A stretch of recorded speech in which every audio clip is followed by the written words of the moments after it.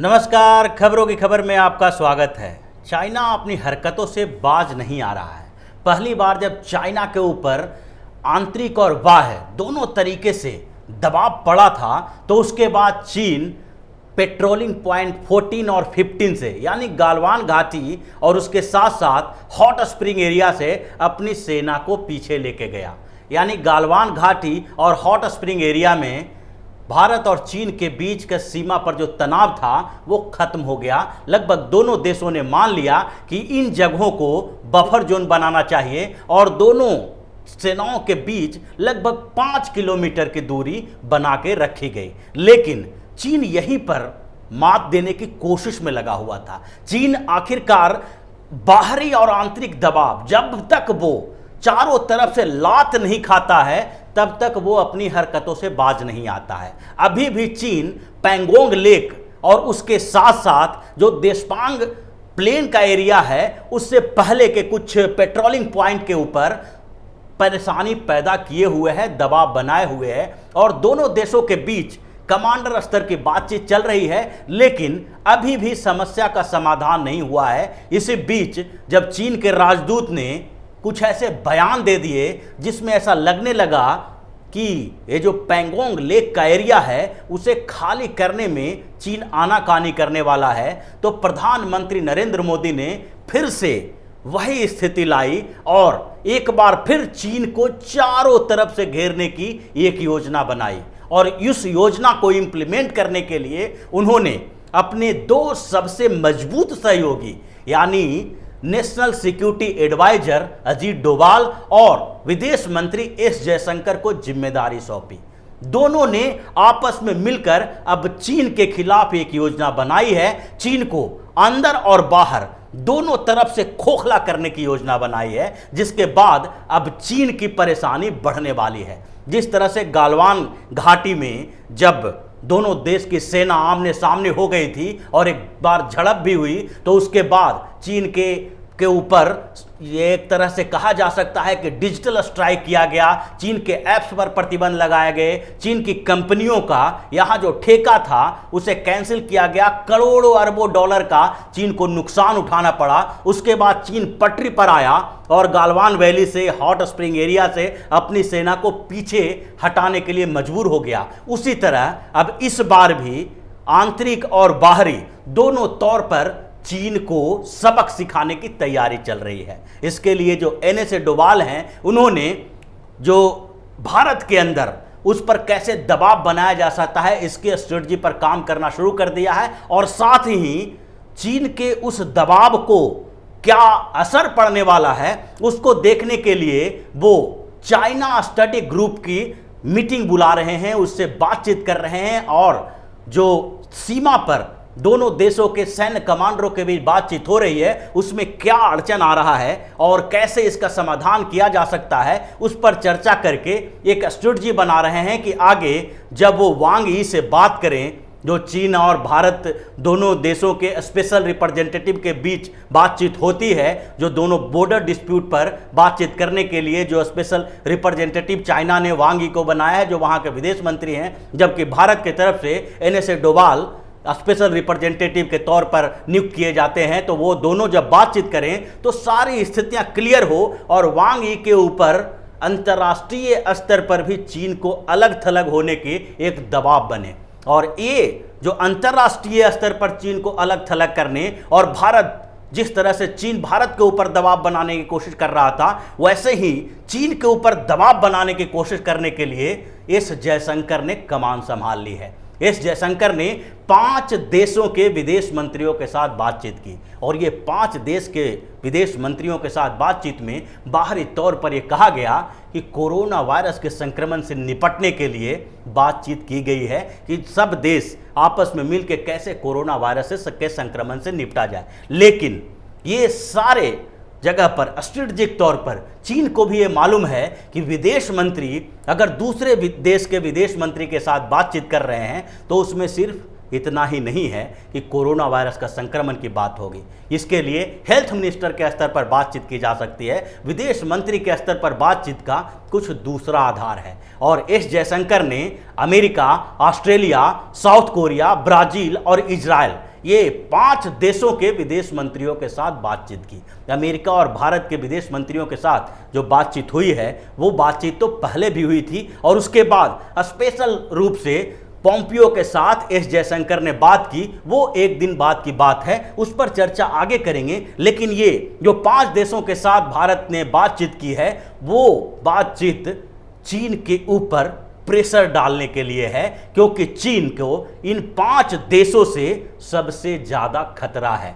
ये चीन के दुश्मन बन गए हैं, दुश्मन नंबर 1 कहा जा सकता है इस पूरे ग्रुप को, क्योंकि भारत और अमेरिका के बीच बातचीत पहले से चल रही है, और अमेरिका का ये जो भारत का समर्थन देना है और चीन का विरोध करना वो बिल्कुल जारी है। अमेरिका ने हर तरह से भारत को मदद करने की बात कही, ये नहीं कि सिर्फ मॉरली समर्थन दे रहे हैं या फिर बयान देकर समर्थन दे रहे हैं, बल्कि चीन पर दबाव बनाने के लिए उसने अपने युद्धपोत भी साउथ चाइना सी में तैनात किए। भारत को खतरनाक ड्रोन देने के लिए भी एक समझौता किया, और कई हथियार के स्तर पर भी समझौता दोनों के देशों के बीच हुआ है। स्ट्रेटेजिकली और मिलिट्री लेवल पर दोनों देशों में बातचीत चल रही है। उसके अलावा ऑस्ट्रेलिया और भारत के बीच भी हाल फिलहाल में जब मोदी और मॉरिसन के बीच बातचीत हुई थी तो उस समय दोनों ने स्ट्रेटेजिक पार्टनरशिप की बात की, और आर्थिक के साथ साथ सैन्य समझौता भी दोनों देशों के बीच हुआ।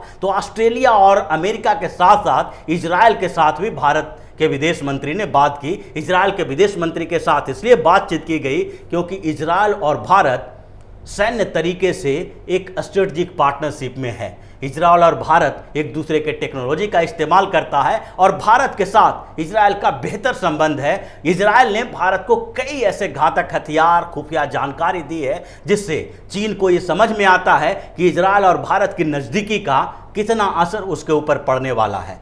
इन देशों के अलावा साउथ कोरिया के विदेश मंत्री से भी एस जयशंकर ने बात की। साउथ कोरिया के विदेश मंत्री से बात करने का मतलब है कि इजराइल, भारत, ऑस्ट्रेलिया और जो अमेरिका है उसमें साउथ कोरिया भी एक बड़ी भूमिका में रहता है, क्योंकि नॉर्थ कोरिया के साथ चीन का अच्छा रिश्ता है। दोनों देशों के बीच आपसी संबंध बेहतर हैं, क्योंकि नॉर्थ कोरिया अमेरिका के साथ लड़ाई के मोड में रहता है, और इसीलिए साउथ कोरिया के साथ भारत और अमेरिका दोनों एक अच्छे संबंध के साथ आगे बढ़ रहे हैं, जिसमें साउथ चाइना सी में भी जो चीन को सबक सिखाने की बात आ रही है उसमें ऑस्ट्रेलिया, जापान के साथ साउथ कोरिया भी इन्वॉल्व हो।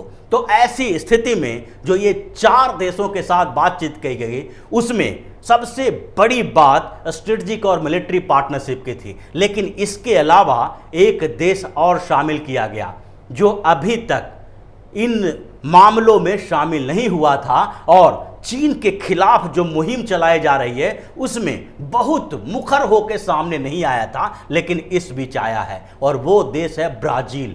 लैटिन अमेरिका का एक सबसे बड़े देश ब्राजील ने भी इस बीच अमेरिका और भारत का साथ दिया है चीन के खिलाफ। चीन के खिलाफ इस अभियान में ब्राजील को शामिल करने के पीछे अमेरिका और भारत की एक अलग स्ट्रेटजी है, क्योंकि लैटिन अमेरिका में धीरे धीरे चीन पांव पसार रहा है। पिछले 20 सालों से जो चीन ने लैटिन अमेरिका के कई देशों में मैक्सिको, पेरू, ब्राजील, बोलिविया, यहाँ तक कि उरुग्वे, पराग्वे, ऐसे छोटे छोटे जो देश हैं हर जगह पर अपना इंफ्रास्ट्रक्चर डेवलप किया है, और उन देशों के साथ न केवल इकोनॉमिक बल्कि मिलिट्री पार्टनरशिप भी विकसित किया है। अर्जेंटीना के साथ जो चीन ने पिछले कुछ सालों से ज़्यादा ही संबंध बेहतर करने की कोशिश की, और जो लैटिन अमेरिकी देशों में जो एक्सपोर्ट करता है चीन, उसका भी एक बड़ा असर है। और आर्थिक गतिविधियां जो चीन की बढ़ती जा रही है, वहाँ के नेचुरल रिसोर्स पर कब्जा करने की चीन की नीति है, उसको रोकने के लिए ब्राजील को सामने लाया गया है, क्योंकि लैटिन अमेरिका का सबसे बड़ा देश ब्राजील है। वो न केवल अर्जेंटीना बल्कि अर्जेंटीना, चीनी, पेरू, ये सारे देशों को अमेरिका की तरफ मोड़ने में सहयोग कर रहा है। अमेरिका के साथ जो ब्राजील की बॉन्डिंग हुई है उसके पीछे वहां के प्रेसिडेंट जैर बोल्सोनारो हैं। नए प्रेसिडेंट जो 2018 में चुनाव जीत कर आए, उनके प्रेसिडेंट बनने के बाद अमेरिका और ब्राजील के बीच का संबंध पहले से ज़्यादा बेहतर हुआ है, क्योंकि ये सोशल लिबरल पार्टी के लीडर हैं। जैर बोल्सोनारो जो हैं वो सोशल लिबरल पार्टी के नेता होने के साथ साथ बिल्कुल एंटी कम्युनिस्ट हैं।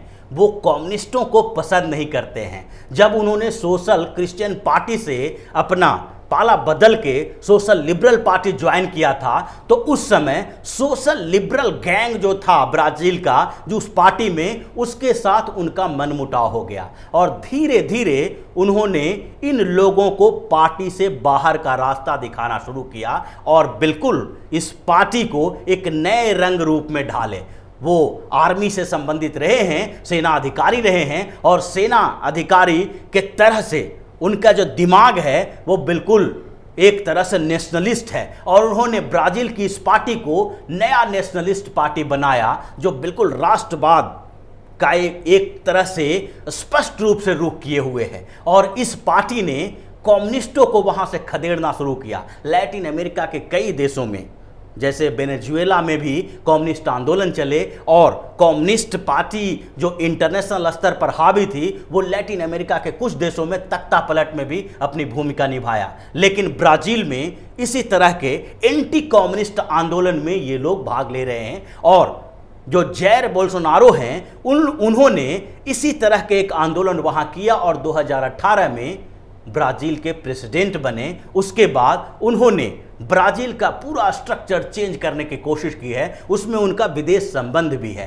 विदेश संबंध के स्तर पर वो अमेरिका के साथ नए पार्टनरशिप में घुसे हुए हैं और अमेरिका और ब्राजील के बीच का संबंध बेहतर होने के साथ साथ भारत और ब्राजील का संबंध भी बेहतर हुआ है। भारत ने ब्राजील के साथ कई समझौते किए हैं, जिसके कारण वो चाइना को सबक सिखाने की कोशिश कर रहा है। और लैटिन अमेरिका के जो छोटे छोटे देश हैं, पेरू, चिली, उरुग्वे, पराग्वे, ये सारे देशों के साथ कोऑर्डिनेशन की जिम्मेदारी ब्राजील के पास है। ब्राजील ही इन देशों को अमेरिका और भारत के करीब ला रहा है, जिससे जो अरबों डॉलर का इन्वेस्टमेंट चीन का लैटिन अमेरिकी देशों में है, उसके नेटवर्क को तोड़ा जा सके। उसके साथ साथ जो लैटिन अमेरिका के देशों में जो BRI, belt and road initiative का कॉन्सेप्ट वो लेके गया है ताकि अपने सामानों को डंप कर सके, उसका भी धीरे धीरे जो चीन से अलग करने की नीति अपनाई जा रही है,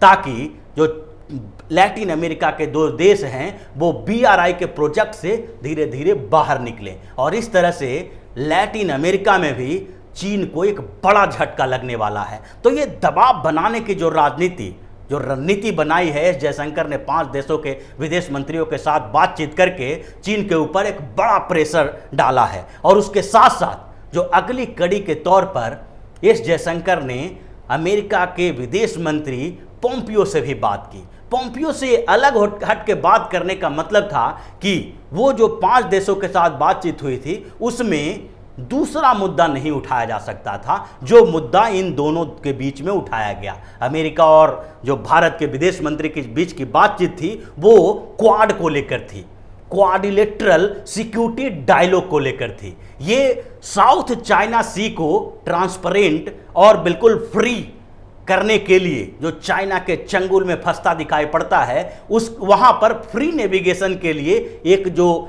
बनाया गया है संगठन क्वाड, उस डायलॉग स्तर पर है और इसको आगे स्ट्रेटजिक स्तर पर बढ़ाया जाना है। इसके लिए ये 4 देशों के बीच बातचीत होती रहती है।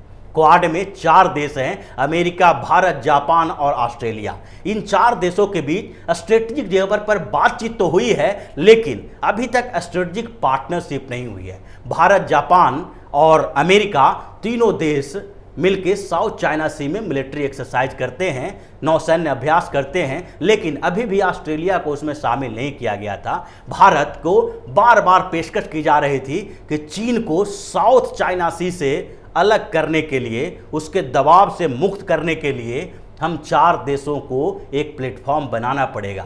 लेकिन भारत अभी तक इस पेशकश को पूरी तरह से स्वीकार नहीं कर रहा था, क्योंकि किसी भी मिलिट्री स्तर के, स्ट्रेटजिक स्तर के ये जो कोई फोरम होता है उसमें भारत शामिल होना नहीं चाहता है। लेकिन अब जब चीन की जैसी हरकतें रही, उसके बाद एस जयशंकर ने पोम्पियो से इस बात के लिए चर्चा की कि अब क्वाड की एक मीटिंग पहले ही बुलाई जाए। ये इसलिए बुलाई गई है ताकि चीन जो पैंगोंग लेक में हरकतें कर रहा है वो पीछे हटने से मना कर रहा है। जो वो फिंगर 4 से फिंगर 5 की तरफ तो चला गया है, लेकिन भारत का मानना है कि वो फिंगर 5 से हट के फिंगर 8 तक चला जाए, ताकि भारत उन पूरे क्षेत्र के ऊपर दोनों देशों के जो पहले वाली स्थिति थी, यानी अप्रैल वाली स्थिति थी, वहां पर जाके रुक जाए। लेकिन चीन अभी इस बात को मान नहीं रहा है। मिलिट्री स्तर पर बातचीत हो रही है और उसी के ऊपर एक स्ट्रेटजिक तौर पर नई रणनीति के तहत दबाव बनाने के लिए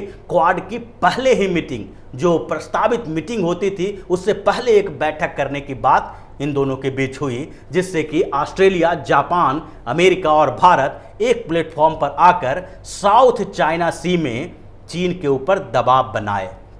तो ये पूरी स्ट्रेटजी इंटरनल और एक्सटर्नल स्तर पर चल रही है और प्रधानमंत्री नरेंद्र मोदी ने एक्सटर्नल स्तर पर जो चीन के ऊपर दबाव बनाने का काम विदेश मंत्री एस जयशंकर को सौंप दिया है, और दूसरी तरफ इंटरनल स्तर पर चीन के खिलाफ कौन कौन सी कार्रवाई की जानी चाहिए, अभी क्या क्या ऐसी कार्रवाई बची हुई है जिससे चीन को छटपटाने पर मजबूर किया जाए। जैसे कि डिजिटल स्ट्राइक किया गया, उसके कंपनियों के ठेके बंद किए गए, अब चीन से जो भारत में इंपोर्ट होते हैं सामान, उसकी सूची तैयार की जा रही है, ताकि जिन 3 से 5 हजार सामानों का आयात भारत करता है, छोटे छोटे सामानों का, उसका यहाँ एमएसएमई के तहत प्रोडक्शन हो सके और चीन से आयात कम किया जा सके। तो ये सारे जो कवायद हैं वो एनएसए डोभाल संभाल रहे हैं। ये अंदर से जो चीन के ऊपर दबाव बनाने के लिए, आर्थिक तौर पर चीन को कमजोर करने की नीति बनाएंगे, वो डोभाल बनाएंगे, और ये दोनों प्रेशर फिर चाइना के ऊपर डाला जाएगा, ताकि जिस तरह से डोकलाम, उसके बाद गालवान, हॉट स्प्रिंग एरिया, ये सारे जगहों से चीन ने अपने सेना को पीछे हटाया है, अब उसी तरह से चीन को पैंगोंग लेक से भी पीछे हटना पड़ेगा। और चीन ऐसा तभी करता है जब उसको लात खानी पड़ती है, क्योंकि लात खाने की उसकी आदत हो गई है। तो इसी तरह की खबरों के साथ फिर से हाजिर होंगे, तब तक के लिए बने रहिए हमारे साथ और देते रहिए हमें सहयोग, ताकि इसी तरह की खबर हम आपके लिए लाते रहें। धन्यवाद।